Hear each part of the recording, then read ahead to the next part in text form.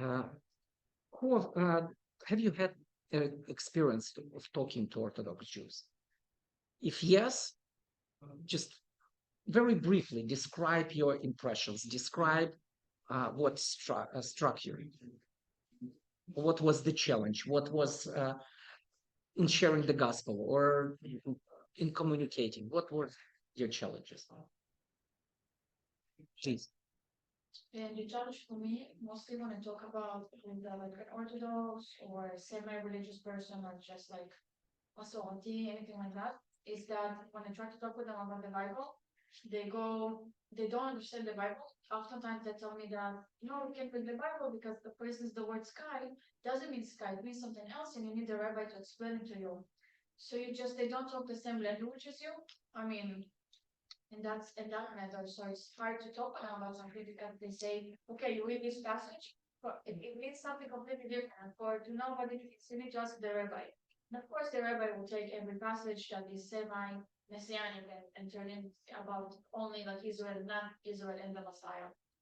So I feel like they're like scared, like not allowed, like they're not allowed even to investigate and be on the same level with us. Yes, like Hmm. It's a good point. I would build up on that point. Yes, in Orthodox Judaism, they don't read the Bible as we used to.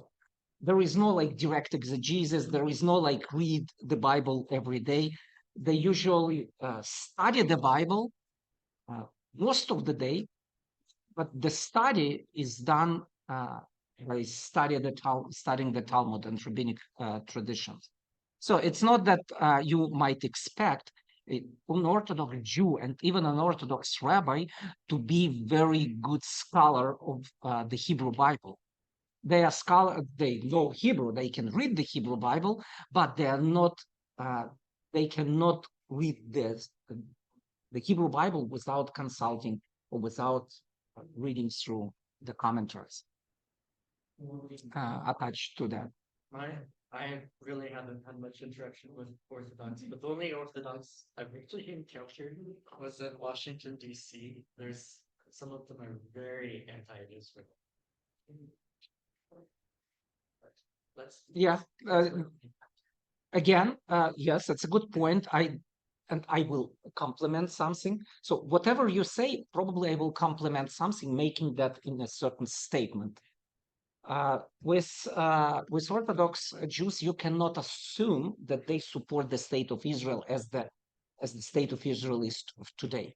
There are some of them who believe that the state of Israel today is like premature state of Israel. It's like Israel still in sin. When the Messiah comes, then he will establish the real Israel as it should. But what the tendency that I'm observing in the last, I would say, decade, there are more and more Orthodox Jews who start to appreciate the state of Israel uh, for various reasons. But don't automatically expect an Orthodox Jew. And now we are talking about Jewish people who mostly like dressed in black and white and like this. Don't expect them necessarily to be big fans of the state of Israel. So if I can ask you, I feel like it's an ignorant question, but I'm not clear on Orthodox versus conservative versus reform. Everyone's in one of those three, right? If you're Jewish, you're either one of them. Yes. So no, there are larger variety than only these three. Okay. It's like to say that in the New Testament times there were only Pharisees, Sadducees, and like Essenes. No, there were many different streams. So these days it's like Orthodox, ultra-Orthodox, Hasidim, and many large variety, and then conservative, and also there are various, and reform, and secular, and agnostics, Jewish agnostics, atheists, communists. So there are a huge variety of different Jewish ideas, religious and anti-religious ideas among Jewish people. but still what unites us, we have this embedded sort of sense of belonging, the people. Yeah. So I guess okay, thank you for that. Then what are we talking about today? Orthodox Jews. To include To include ultra-Orthodox, Hasidic, so everything what is on a spectrum, just let's say, to state it very broadly. I had, by the way, a brown bag. It's recorded on different types of Judaism, so you can watch it on our channel, on YouTube channel. But just simply stated, we are talking about Jewish people who embrace the rabbinic authority, like ongoing authority from generation to generation, believing what rabbis said, not just the rabbis of very old, like Mishnah and Gemara, so Talmud times, but also the rabbis of the last century sometimes, and few centuries before. So it's like transmission of the knowledge and God's revelation through the rabbis, and accepting the rabbinic authority and rabbinic tradition. That's what I would very generally describe as an identity of the Orthodox Jews. That's the Talmud. It's more than that. More than Talmud. Okay. Again, there was a brown bag. We can talk more about that by another occasion. So if you look at the page of Talmud, it's not just Mishnah, what is the core. It's not just the Gemara. There are like commentaries around that have been added later. So, but the bottom line, the rabbinic authority makes Orthodox. Okay. It's very simplistic said, but I don't know if everyone else at this table knew that already. I'm just maybe you're probably not the only one, but nobody was bold enough. Take the fault and ask the question. Nobody, probably not. Somebody was not so bold as you to ask, and it's okay to ask here. There in this room, there is no bad question or foolish question, and there is no foolish answer, especially when I'm answering, right? Well, you need to get used to my sense of humor. Anyway, you don't have to, but you can. Then you will run. Anyway, back to my question to you. What else? What other? Yes. I spoke with I don't know what Orthodox it was, but with a Jewish man this summer, and he said we were discussing the Shema and parts of Isaiah, and he said the issue with you Christians is that you delete the mitzvot. That's how he put it. So it's kind of a whole interesting conversation. But deleting the mitzvot is how he phrased it, like that we are deleting mitzvot. That as followers of Jesus, we don't observe Torah. Yeah, essentially. Okay. Yes, there is a certain, I would say, arrogance among Orthodox Jews regarding all other types of Jewish people. They consider us to be ignorant, uneducated, and therefore not too close to the sacred knowledge and sacred observance. So they consider themselves to be certain elite that protects us. And they are like, they consider themselves the shepherds. And it goes also this way, and let me demonstrate it. The Orthodox Judaism doesn't accept the conversion to Judaism done by conservative or Reformed Jewish people. So if you go to Reformed temple, and if you're a Gentile and you convert to Judaism, to Reformed Judaism, the Orthodox would not recognize you. So in Israel, if you converted in Reform or conservative Judaism, you most probably would not be accepted as being Jewish. Because in Israel, the real Judaism, the conventional Judaism is Orthodox Judaism. That tells you how arrogant they can be, or yes, they are better stuck up. They're like the best. While conservative and Reformed Judaism accepts the Orthodox conversion. It's just an example. Also, I remember as a young believer many years ago. I was talking to Jewish people on the streets in Brooklyn, and rabbis, they try to convince me to change my mind. Sometimes by saying, "Why such a nice young man? What are you doing this?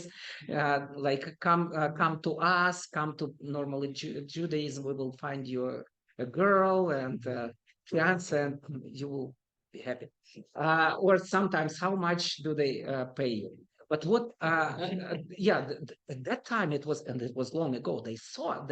There was a rumor that we are getting paid for each quote unquote converted Jew like $25,000. I would be a millionaire.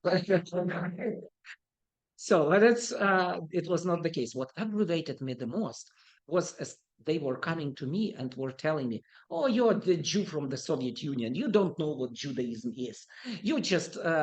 You're absolutely uneducated. That's why you believe that. Come and we will educate you." I why it was making me, I would say, angry. Why? Because my reply to them was, you live here in the United States. You don't know what anti-Semitism is. You're just spoiled here. You can live your Judaism the way you want, and nobody bothers you. But I know how tough it is to survive as a Jew, surrounded by anti-Semites, being oppressed, persecuted, disadvantaged, etc., and still being Jewish. And you are going to tell me that I don't know what to be Jewish? Just go and try to live as a Jew in a hostile environment, then we'll see. So something like that. But with among us Jewish people, we can speak very directly to each other usually. So I don't, probably you wouldn't speak like this, but I'm just making the point that there is certain arrogance on their part. What else? Well, for a different angle, so to speak. Wait a second. Are we done with, you will, but are we done with our experiences with Orthodox Jews?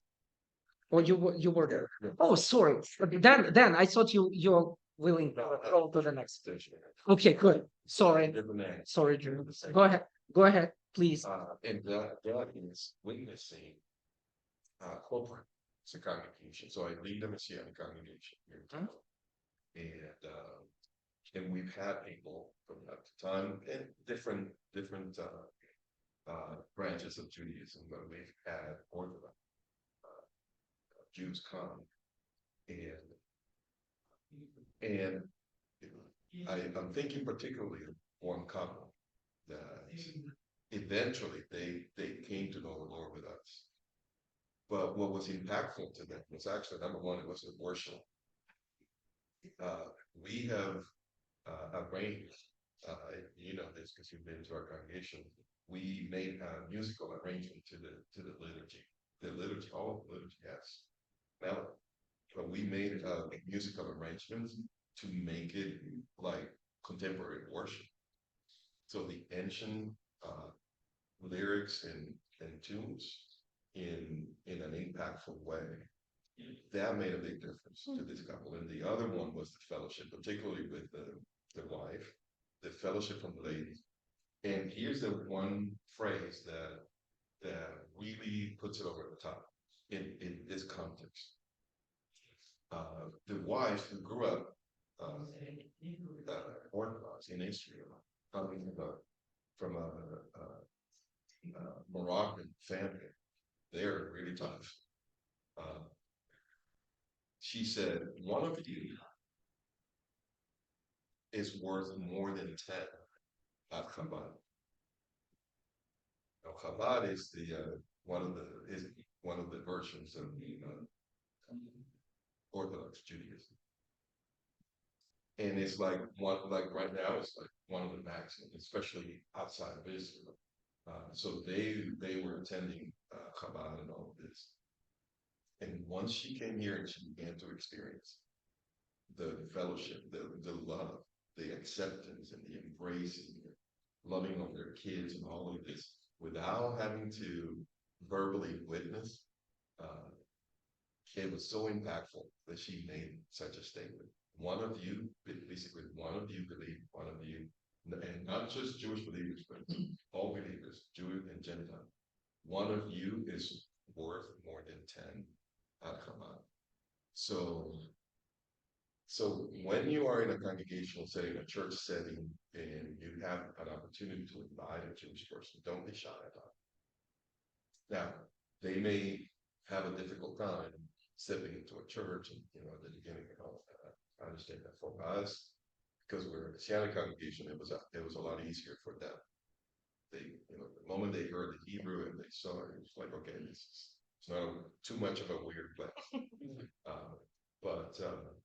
But those two areas were really powerful.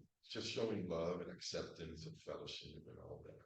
And don't underestimate the power of worship, of the work of the Holy Spirit in worship. It was tremendous. I remember the husband, he turned to me once and he said, Father worship, he said, you guys are magical. And I understood he didn't have the Christianese language, right?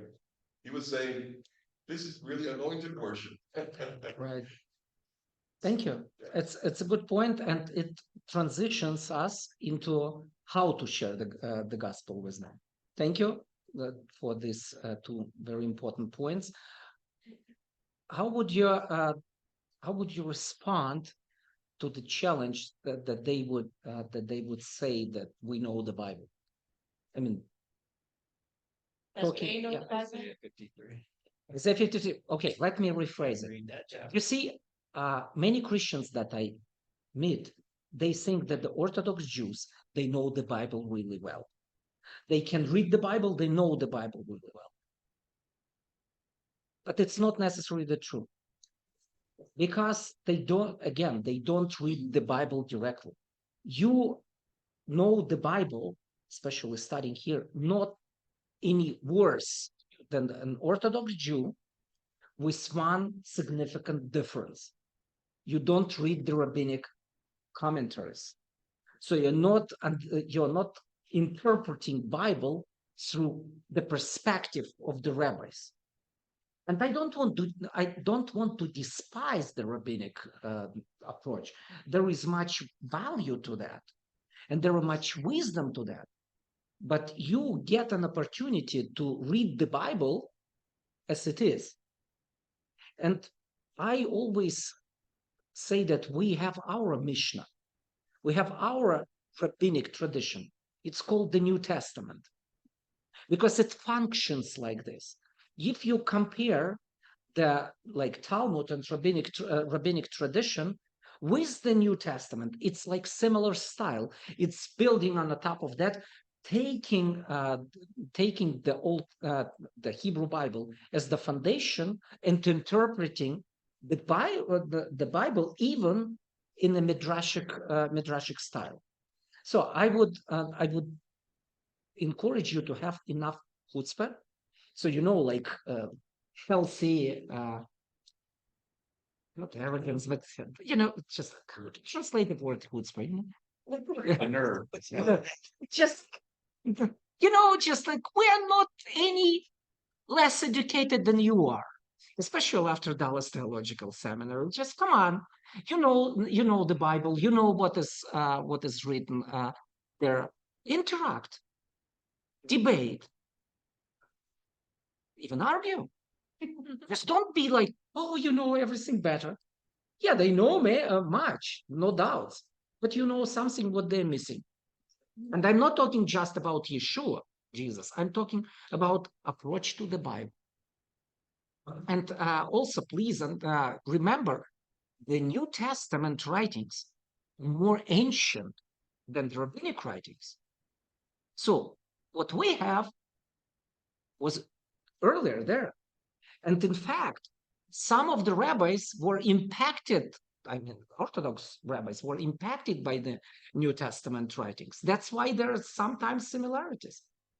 What was the first, chicken or an egg? So it's just like, I think, and the New Testament is more ancient as writing as the rabbinic tradition. So get chutzpah. Oh, you know, not necessarily much less. you have a different perspective, but it's a good starting point to interact. What about in response to, I know I saw a lot of dealing with different religious backgrounds, you can see, people will have their views on certain things or view on the scripture or the New Testament. But I know with some groups that bypassing that by talking about the personal impact of God in their life can sometimes be a way to open up a different kind of conversation. What is your experience? Yes, my experience is, unfortunately, it's not necessary working good with the Orthodox Jews, because many Orthodox Jews, they are Hasidic or Hasidic oriented, and Hasidic Judaism, it's relatively young, so a couple centuries, and it's like charismatic renewal in Judaism. It means they set much on emotions, like dancing rabbis, like so there is more emotion, body movement. They're very mystical. That's why when you talk your experience to them, they have their own experience that makes them excited. So they really in ecstasies sometimes. So they have their good experiences. That's why we cannot compete in that. Love and respect help a lot, and also like giving pushback. Just you're missing something. Please keep in mind the messianic prophecies in Judaism, in Orthodox Judaism, are very different from the messianic prophecies of the first century AD. Because about 1,000 years ago, our rabbis took away all the prophecies from the list of Jewish messianic prophecies that might be fulfilled in Yeshua. So they saw what church considers a prophecy and took that all of the list, reinterpreting that differently. Even Isaiah 53 was interpreted not to point to Yeshua. It's still in the scripture, but in the rabbinic tradition, what they write about it is not categorized as a messianic prophecy. Exactly. Okay. Isaiah 53. It's clearly suffering servant and suffering Messiah as considered in first century AD and centuries after. But since 1,000 years, it's about suffering of Israel for other nations. Period. So it's not negotiable. And I would say 20 or 30 years ago, Judaism, Orthodox Judaism, for the first time, some streams like Chabad, for the first time, said that the Isaiah 53 is about suffering of their rabbi, who they consider the Messiah, actually. But just keep in mind, when you talk the messianic prophecies, you don't talk the language of the Orthodox Jews, because the only messianic prophecies that they can consider as such at the moment are the prophecies that are to be fulfilled by Yeshua's second coming. So just keep it in mind, but just tell that your understanding is not necessarily correct. Let's interact. If you build the conversation, if you enter in the conversation. Also, please keep in mind the Orthodox Jews, they are very strong in their community. They live in their, I would say, ghetto. It's without walls, but they're very close-knit community, and it's very difficult to get into friendship with them. If you do, that's already a miracle.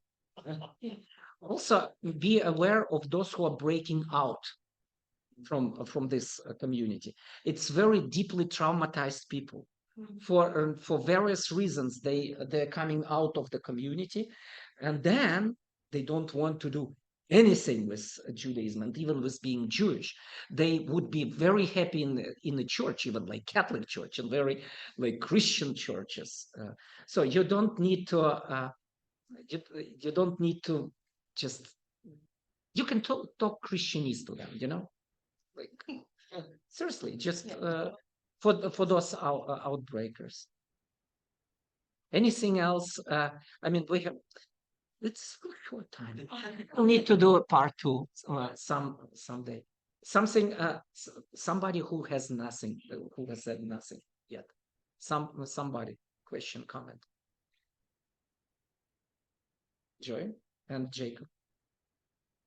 Yeah, one strategy that I used that I realized in one of my conversations with someone who's actually a counter missionary. They call us missionaries.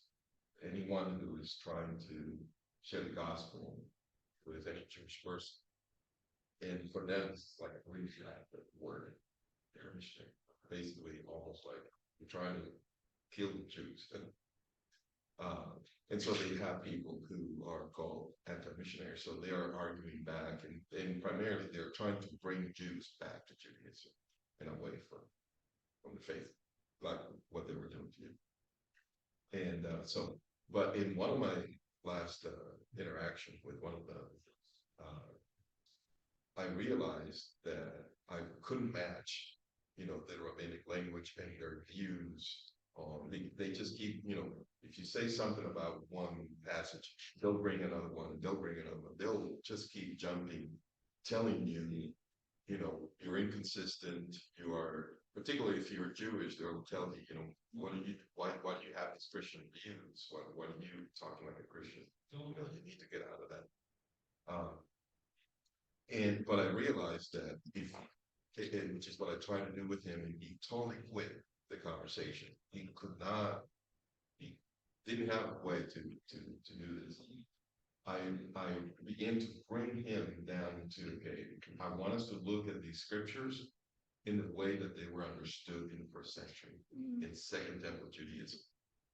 He had no way of arguing. If you do that, if you study that, if you know the arguments, then they believed differently than what Judaism believes now. And it gives you, it's a lot closer to the New Testament. And you can argue ways, and say, no, but listen, there's this writing, pre-rabbinic writing, these references to, for instance, the Messiah being divine, being of a divine nature. And you can argue that these are Jewish writings, these are legitimate Jewish interpretations. They're closer to the way that we are. So I would recommend study a little more Second Temple Judaism, ways that they argue about the Messiah and such, and then try to bring the conversation to Second Temple interpretation. And I think you may have a good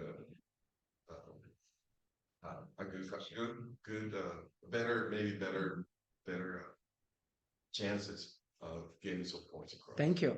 I want to piggyback on that, commercial.